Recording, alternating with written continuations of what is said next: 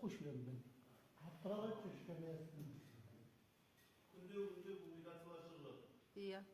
Сол публикациялар жазып жүр.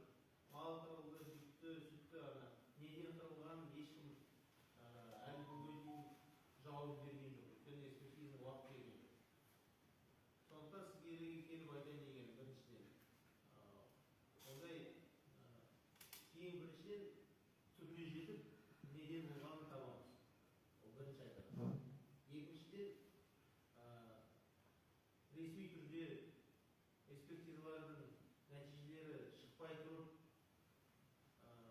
кейбір адамдардың... Тұра тұр. Осы жерде бір сұрақ қойайын ба?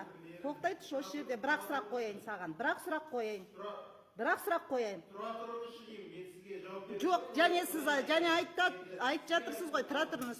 Бір сұрақ қойайын. Экспертизаның уақыты келмей жатыр. Сапанов мырза. Өздеріңіздің ойларыңызды және әлеуметтік желілерде шығара беріп, кейбір кезде ол заңға қайшы болады, кейбір кезде ол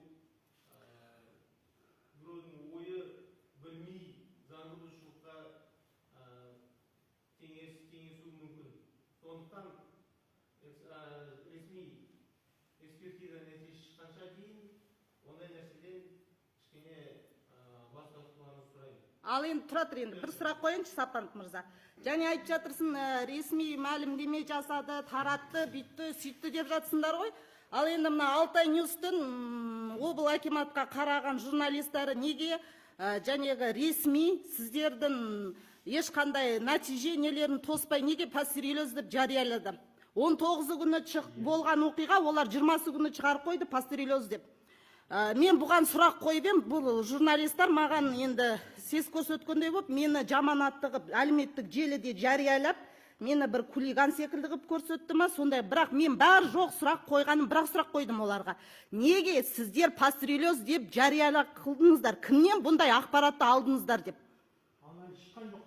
Алтай Ньюстан шықты, жер көкке сөйтіп таратты, бірақ анализ ештеңке шықпай тосқан жоқ. Бұған не дейсіздер? Неге соларды енді жауапқа тартпайсыздар?